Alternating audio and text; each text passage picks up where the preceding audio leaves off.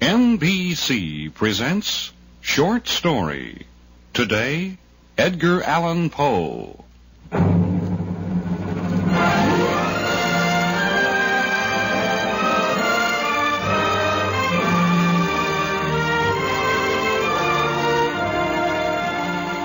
Just how strong, how powerful is that force within us we call conscience?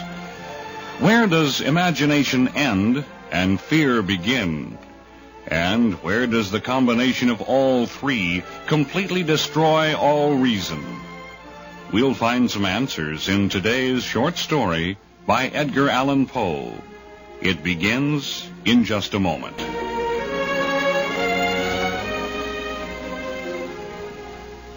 And now, The Telltale Heart by Edgar Allan Poe.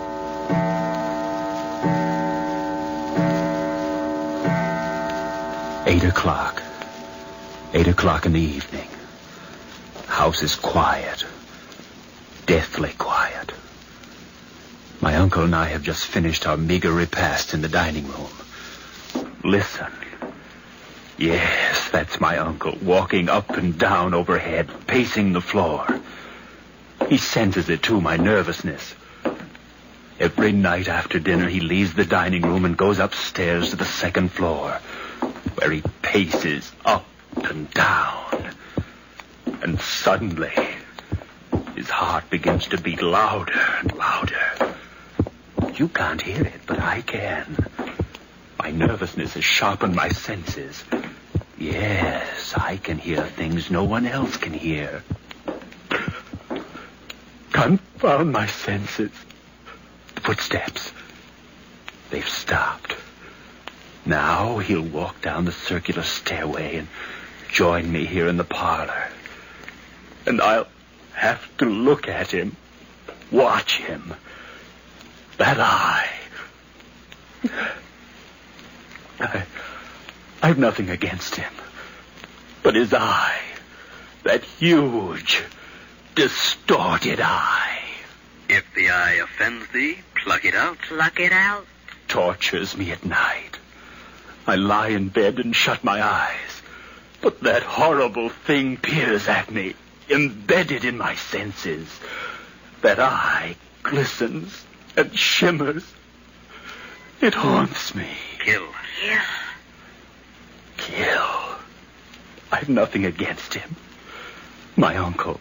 My only relative. The eye. Pluck out the eye. The eye. He's coming, yes, now down the stairs. Sniffing as he blinks. The swollen lid covers that eye. Uncle. Is that you?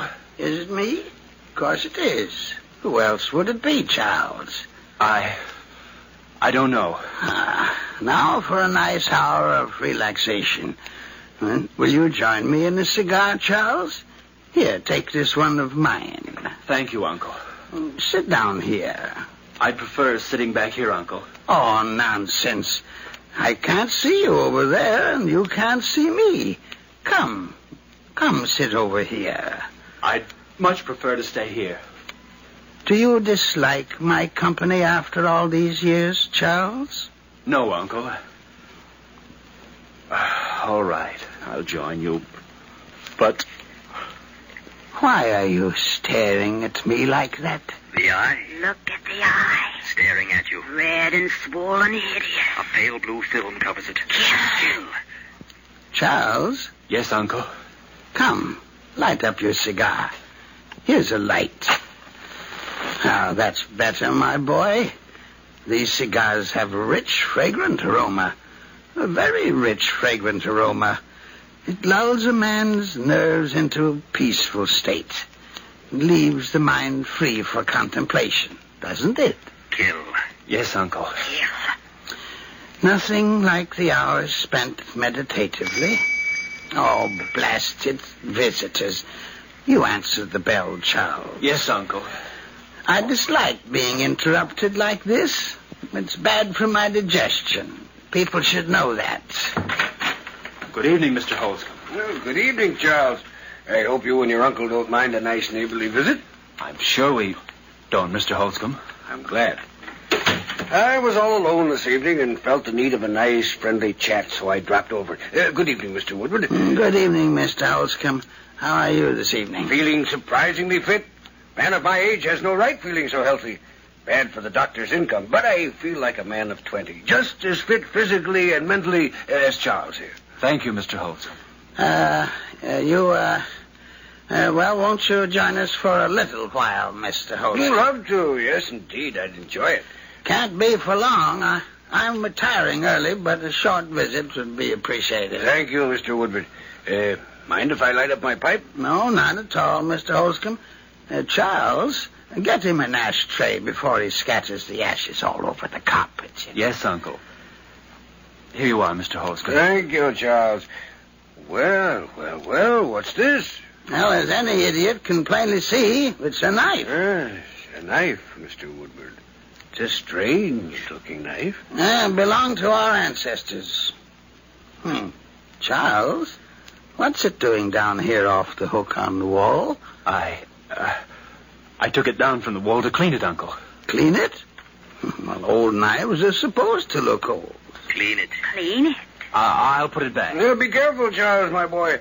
I knew of a young man exactly your age who took a family heirloom down from the wall one night and well, blasted if it didn't slip and cut off his right arm.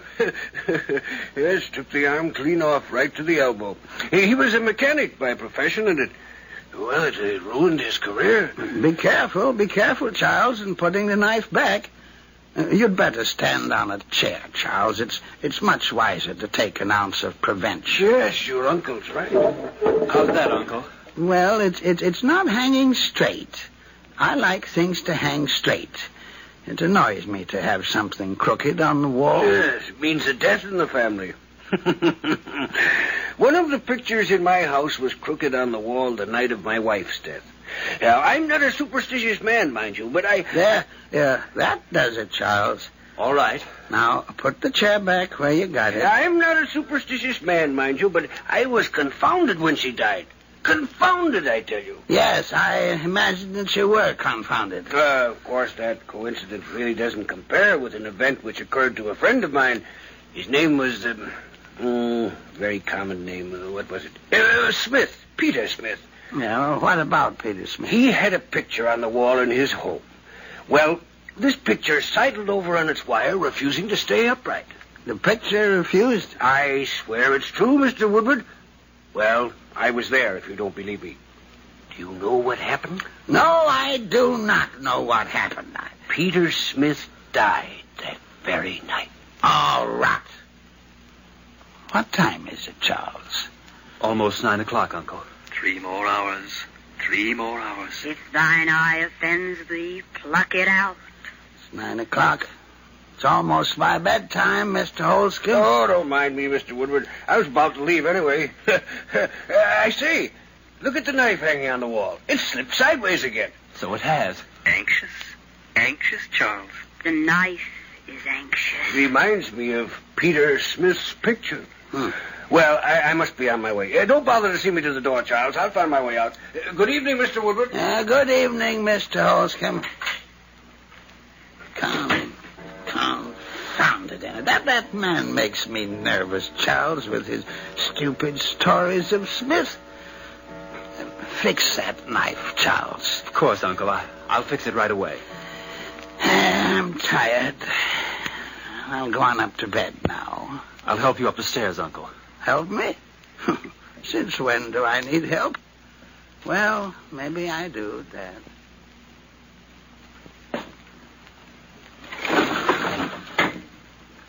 Anything else you want of me besides opening this window, Uncle? No, nothing, Charles. I'd better take this chair out of your way. Oh, the chair isn't in my way. In case you should awake during the night and want to get out of bed. You don't want to stumble over chairs on your way to the door. Well, I never awake during the night, Charles. But you might. Or we might. Yes, we might. We might creep in here. I might, yes, I might. Oh, I might do anything, my boy. I also might not. Now, take the candle with you before you leave, Charles. Of course, Uncle. I hadn't intended to leave it burning. Of course. We'll take it with us. Of course, of course. Good night. Good night. 9:30. 9:30. I must be clever. I must think everything out very carefully. Yes, carefully. Must wait till midnight. Yes, till midnight. Why must I wait till midnight? Why? That's the plan. The clever plan. Clever, clever. Walk down the stairs and wait in the parlor. The room will be dark. And I'll wait. I'll wait. He'll be asleep at midnight. Clever, clever. Then at midnight I'll creep up the stairs with a knife. And if the eye offends me, pluck it out. It must have meant me. Of course, it's all so clear. Clear and clever. First thing to do is get the knife. Go into the parlor, stand on the chair, and get the knife. Be careful, Charles. Careful, careful, careful with the chair. You pull up the chair and stand on it, but be careful. I'm always careful. Now I've the knife. What do I do next? What is the plan? Sit and wait. Sit and wait. Oh, the doorbell. Who could it be at this hour? This isn't part of my plan. No, not part of my plan. Get rid of them, whoever they are. Get rid of them. Oh, Mr. Holscomb. Sorry to disturb you, Charles, but I left my pipe here. I looked all over my house for the blasted thing before I remembered I'd left it here. Well, it must be in the parlor. Don't bother yourself. I'll get it. It's no bother. Why, you're trembling, Charlie. Did I frighten you when I rang the bell? Well, I wasn't expecting you. No, not expecting you. Expecting you. I read of a man in the paper who died of fright when his doorbell rang. It was just the other day I read it. Very amusing article, too. Oh, here's the pipe. Imagine my leaving it behind.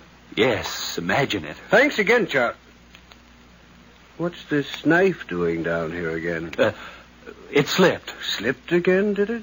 Well, well, well. Just like the picture at Peter Smith's. Let me know if anything happened.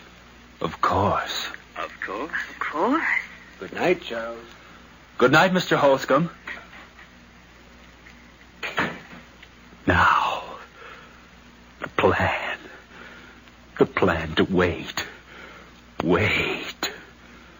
Wait for midnight. For midnight. Yes, for midnight.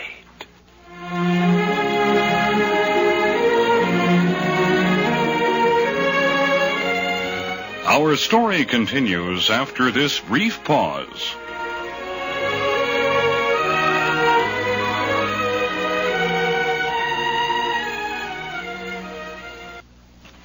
And now, back to today's short story. Don't forget the plan, Charles. Strike with the clock at midnight. Midnight. How slow time flows when we wait for midnight. Yes, slowly. So very slowly. Does Holscomb suspect Charles? He knows that the knife had been moved. Does he know it's in your hand now, Charles? Snugly in your hand. The plan calls for the knife to be in my hand. Charles, your palms are moist. Maybe the knife will slip, Charles. It's almost midnight. Yes, Charles. 15 seconds. Maybe the knife will slip, Charles. It can't slip. It belongs in my hand. Where is the lantern, Charles? You've got to see, you know. I have it. It's ready. Listen, Charles. Listen.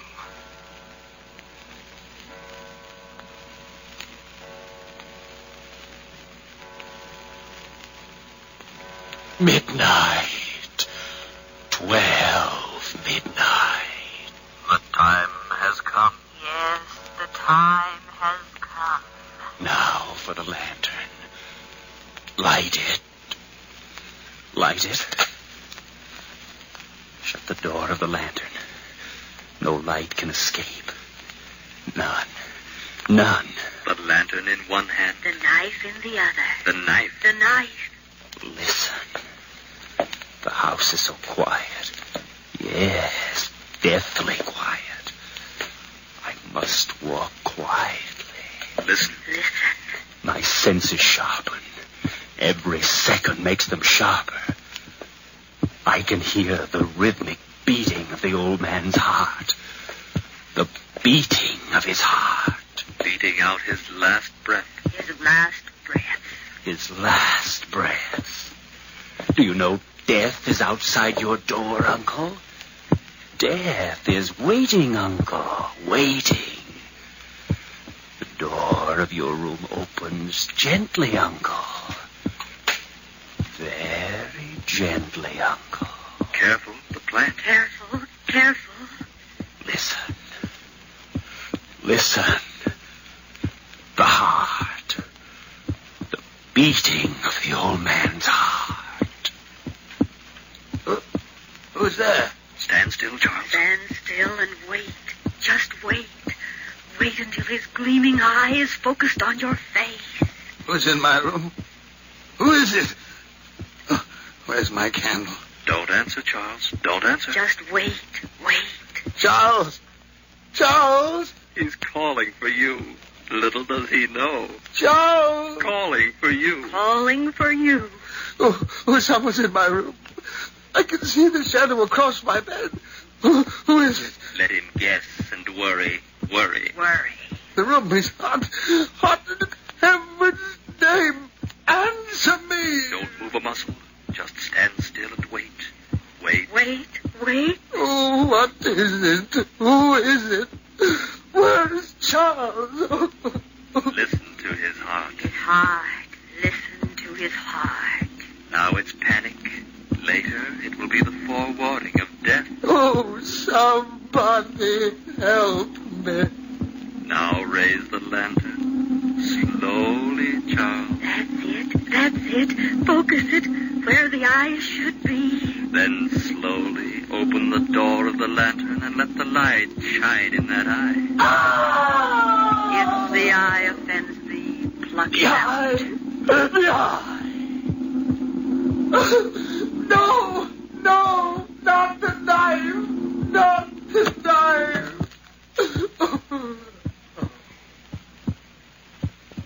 Listen to the heart beat its last beats. He's dead. He's dead. And I'm free of that horror. Free of the eye. Of the scorpion eye. The horrible scorpion eye.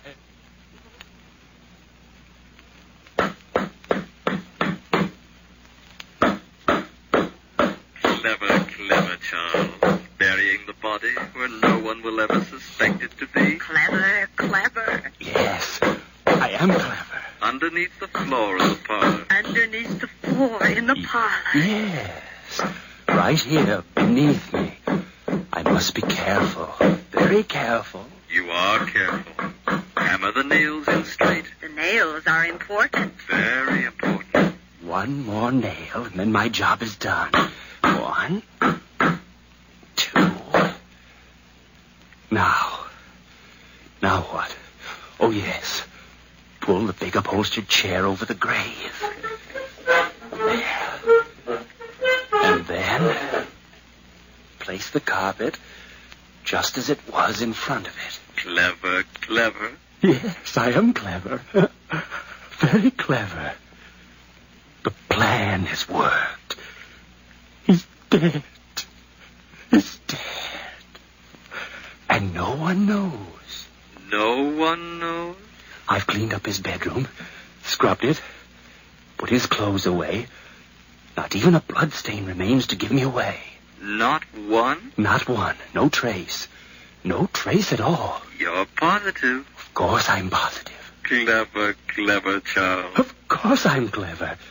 Today I'll tell the neighbors my uncle left for the country. Will they believe you? Of course they'll believe me. Believe you? Believe you? And tomorrow, early tomorrow morning, I'll say I'm leaving to join my uncle in the country. It's so easy. I'll disappear. Disappear completely from the world. Forever from that eye. That huge, distorted eye. So I dropped over to this precinct station, Inspector Gelby, and thought I'd tell you about it. Yes, a very strange story, Mr. Holscomb. You say this old man, Mr. Woodward, has never left town for the baths before? Not for the last 20 years, sir. I've been their neighbor for longer than that, really. And the nephew, Charles Woodward. How did he seem this morning? Very much the same as usual, perhaps a trifle more chipper. Said he was looking forward to joining his uncle at the baths tomorrow. And you're positive this scream you heard last night came from the direction of the Woodward house? Absolutely. I was standing at my window at the time, looking out. It must have been a little past midnight. Suddenly I saw a gleam of light from Mr. Woodward's bedroom, and then the scream. Scream last long? No, but I'm positive no unimportant explanation is behind the scream. It sounds fishy enough, Mr. Holscomb. Certainly no harm in investigating it. The boy is innocent. He'll be glad enough to allow us to search his uncle's bedroom. If he's guilty, well, we'll know in good time. Yes, in very good time. Mind if I go with you? Not at all, not at all. I'd like to have you along, Holscomb. You're always welcome. This isn't a case of idle curiosity, Inspector. It's just that I enjoy collecting these little tales of death and murder. I've made it a life hobby, and I hate to miss an opportunity. Yes, I hate to miss an opportunity.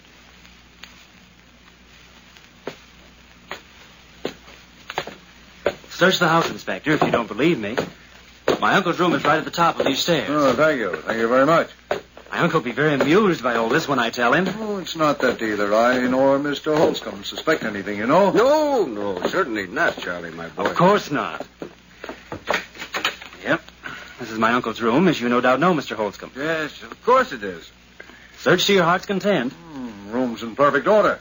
If I murdered my uncle mysteriously, there ought to be at least one blood stain on the bedclothes or on the floor. Mind if I undo the bed to look at the sheets? Well, not at all, Inspector. Careful. You're clever, but be careful. The bed sheets are used, but there's certainly no sign of violence here. Well, naturally, Inspector. And the floors? Spotless. Your uncle must be a very neat man. Exceedingly neat. Isn't he, Mr. Holscomb? Oh, absolutely. Well, I'm sorry we bothered you like this, sir. But you know it's better to be on the safe side.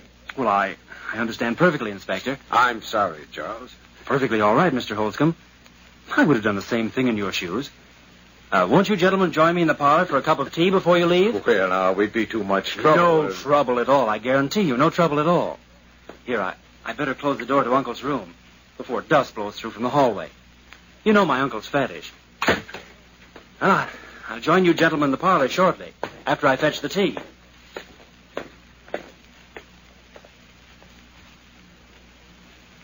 A very amusing story. A very amusing story, Mr. Holtz. I always thought so, Inspector Gilby. You collect stories of crime, don't you, Mr. Holtz? Yes, indeed. I found some prize ones in my day. Yes, I imagine you have. He'd enjoy your story, Charles. Yes, he'd enjoy it. Enjoy it. Pass the sugar, Inspector, please. Huh? Oh, yes. Here you are. Listen, Charles. What is it? Listen. What'd you say, Charles? Nothing. I've a very amusing story about a woman in India. I read it in the paper the other morning just as I was eating some very fine orange marmalade. Listen. It's the heart, Charles. The old man's heart. The heart. You can hear it. No, it can't be. What can't be? He denies the truth of my story even before I tell it. What about the woman in India? Can it be the beating of the old man's heart? Well, she murdered a rich uncle of hers. Can a man I murdered return to life? It's getting louder and louder. Louder and louder. Why did she murder him? No known motive. They're playing with me. They're both watching me. Watching you. How did she murder him? Cut him in little pieces and hid him under the flooring in her bedroom. Under the flooring. Making a mockery of a living horror. They know, Charles. They know. They know, Charles. They know. What's the matter, Charles? He looks ill. Ill. Make it stop. They're playing with you. Playing with you. No. Watch him, Inspector.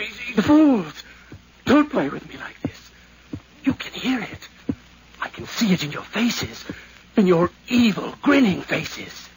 You can hear it. The heart. The telltale heart. Returned from death. Admit you can hear it. It's becoming louder and louder. Louder and louder. Louder. Stop it. I admit the deed. I admit I murdered my uncle last night. Kill me for the love of God. Make his hideous heart stop beating. You murdered? Yes, I murdered him. Tear up the plank underneath his chair. Rescue the body. But stop the beating of the telltale heart. Telltale heart. Telltale heart.